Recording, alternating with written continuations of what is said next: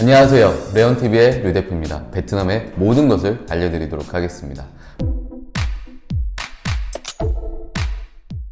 먼저 베트남에 이제 제가 사업을 진행을 하면서 이것 좀 알았으면 좋았을 만한 것들, 이런 것들에 대해서 저도 이제 고민을 해보고 세 가지 포인트에 대해서 말씀을 드릴게요.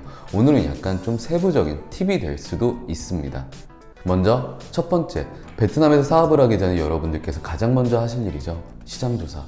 과연 시장조사를 어떻게 해야 될까요? 정말 베트남에 오셔가지고 맛집 탐방, 그리고 그냥 시장, 정말 시장 가서 이거 좀 베트남 과일이 싸네, 이렇게 하고 시장조사를 끝내고 돌아가시는 분들도 많이 보았어요. 그렇게 하시면 절대 안 됩니다. 그래도 이제 컨설팅 업체를 찾아서 이야기도 나누시고, 업계 만나가지고 영어로 대화도 나누시고, 경쟁 업체를 찾아가 보시기도 하고, 이런 정도면은 그래도 괜찮은 시장조사라고 볼 수 있습니다. 하지만 여기서 제가 다른 부분을 하나 말씀을 드릴게요. 꼭 이거를 하시기를 바랍니다. 바로 한국어 통역을 꼭 채용해서 며칠만이라도 같이 다니시기를 바랍니다. 베트남 사람의 생각을 이해할 수도 있고요. 그리고 여러분께서 생각하시는 것과 꽤나 많은 차이점을 발견하실 수 있습니다. 게다가 베트남어로 통역을 해주고 이거를 한국어로 통역을 해서 전달을 해드리죠. 그러면은 여러분들께서 직접 그냥 보기만 한 것, 영어로 대화를 한 것, 그 느낌과 아예 다릅니다. 근데 여기서 문제점이 있죠. 비싸다는 거죠. 정말 너무 많이 비쌉니다. 거기서 여러분들께서 그나마 괜찮은 베트남어 통역, 하루 지불하셔야 되는 비용은 최소 100불에서 200불 정도까지 됩니다. 4일에서 5일 정도라면은 이게 어느 정도 비용이 거의 돈 50만원에서 100만원까지 나옵니다.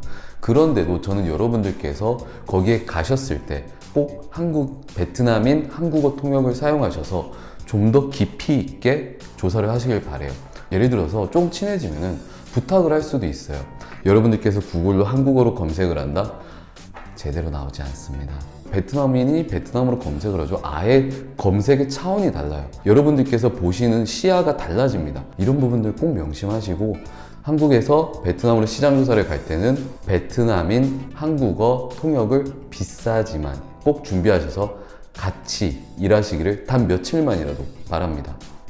이제 시장조사가 끝났습니다. 그러면 이제 무엇을 하셔야 되죠? 우리가 이제 가서 현금 장사만 할 게 아니잖아요. 그러면 이제 법인 설립을 하셔야 됩니다. 근데 법인 설립을 진행하실 때 바로 업종을 꼭 제대로 확인하시기를 바랍니다. 영어로, 예를 들어서 여러분들께서 베트남어로 돼 있는 서류를 받게 되실 겁니다. 이거 꼭 정확하게 확인하셔야 됩니다. 사례를 말씀드릴게요. 영어를 굉장히 잘하시는 분이셨어요. 그분께서 이제 법인 설립을 하셨는데 유학생 송출업을 하고 싶으셨어요. 여러분들도 아시겠지만 그 업은 외국인이 설립을 할 수 없는 업입니다. 그런데 외국인 투자 법인으로 자신의 명의로 설립을 해서 오셨더라고요. 전 놀랐어요. 도대체 이거 어떻게 설립을 하셨어요? 해가지고 봤는데 영어 번역본을 보니까 기타 교육업으로 돼 있더라고요. 베트남어로 다시 번역을 해보니까 유학생 송출업이 아니에요. 아예 다른 이야기입니다. 근데 그렇다고 해서 베트남 정부 사이트에 도대체 영어 번역 제대로 왜 안 해놓았니? 라고 말할 수는 없잖아요. 항의하잖아요. 그 누구도 들어줄 사람이 없을 겁니다. 이 부분에 대해서 꼭 명심하셨으면 해요. 자신의 편이 돼줄, 또는 확실하게 베트남어 번역을 해줄, 또는 확실하게 베트남어를 이해할 만한 이런 것들에 대해서 생각을 하시고, 업종에 대해서 명확한 확인이 꼭 필요합니다. 베트남에서 법인 설립을 완료하셨습니다. 그렇다면 자본금은 어떻게 해야 될까요? 도대체 자본금을 어떻게 설정해야 될지 지금 바로 말씀드리겠습니다. 자본금을 설정하실 때 절대로 1억이면 또는 2억이면 그대로 모두 자본금으로 설정하지 마십시오. 지금부터 그 이유를 바로 설명드리겠습니다. 예를 들어서 이 사업은 1억 정도의 베트남에서 자본금이면 괜찮겠구나 라고 생각을 하시게 될 거예요. 그리고 자본금을 이제 1억을 넣어놓게 됩니다.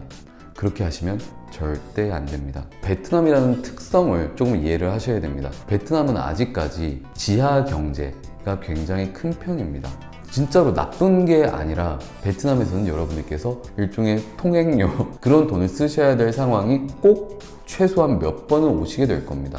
그리고 두 번째, 여러분들께서 비용을 사용하실 때 우리나라로 치면 현금 영수증 또는 세금 계산서 등을 받을 수 없는 상황이 굉장히 많이 오시게 될 거예요. 그러면은 그때마다 현금 처리를 해버릴 수밖에 없으면 회사에 세무상 안 좋은 영향을 계속해서 끼칠 수밖에 없습니다.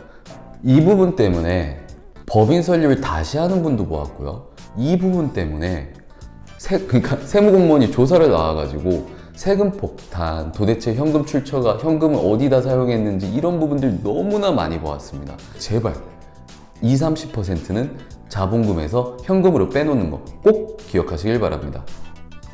지금까지 베트남에서 제가 이제 쌓았던 일종의 노하우, 겪었던 것들에 대해서 말씀을 드렸습니다. 아마 많은 도움이 되셨을 거라 예상을 하고 꼭 도움이 되셨다면 구독과 좋아요 버튼 눌러주시기를 부탁드립니다. 다음 영상에서 또 뵙겠습니다. 감사합니다.